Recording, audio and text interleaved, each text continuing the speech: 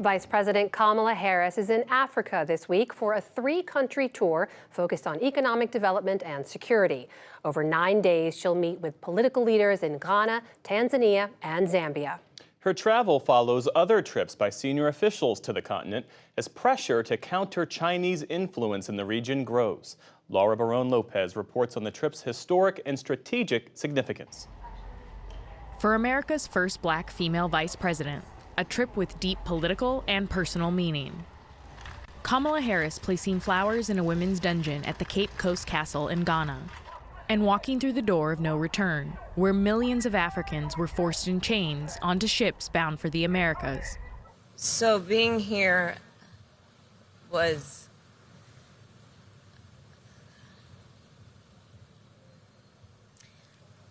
immensely powerful and moving. Speaking off script about the brutality of slavery, Harris challenged growing efforts back home to censor black history. It cannot be denied. It must be taught. History must be learned. A solemn moment to recognize the past during a visit Harris says is focused on the future, specifically for women and young people.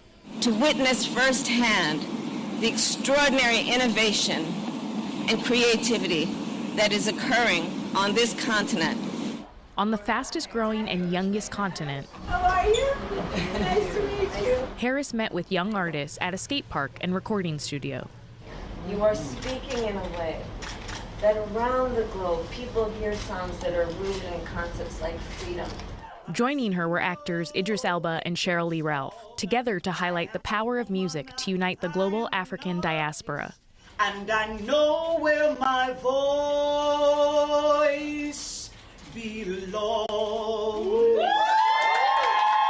Harris's trip follows the African Leaders Summit held in Washington last year. The United States is all in on Africa and all in with Africa. Since then, she is the fifth high-ranking administration official to visit the continent in a sweeping effort to strengthen relationships in a part of the world where Chinese influence runs deep.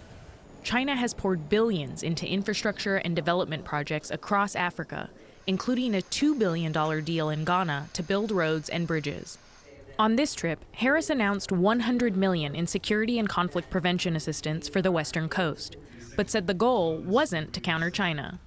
This trip is motivated by the importance of the direct relationship between the United States and Ghana. And Ghana's president, Nana Akufo-Addo, made clear he would work with both nations.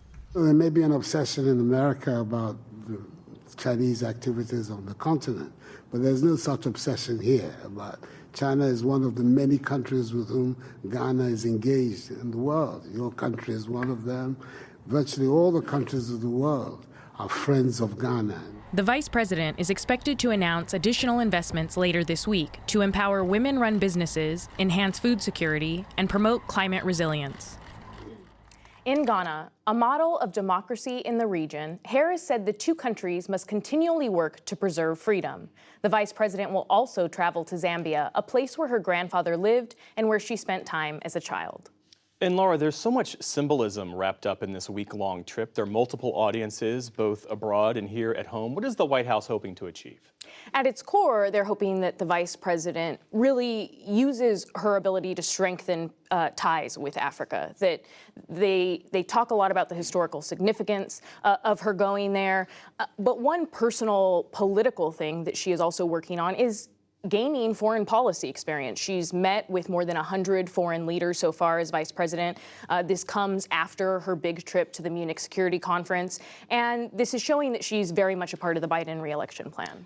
The vice president's office has been, I think, fairly aggressive and intentional about owning and trying to reshape public perceptions of her and how she's handling the job.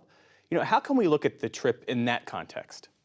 Well, like President Biden, Vice President Harris has an uphill climb right now with the public, with voters. There's a recent Monmouth poll that shows Harris' approval rating is at 36% and her disapproval rating is at 53%. But I spoke to multiple sources that are close to Harris, and they argue that she is really key to the president's reelection, that Democrats are starting to rally around her and say that the backbiting needs to stop. And they've really warned other Democrats that if she were to somehow be set aside, that there would be a swift backlash.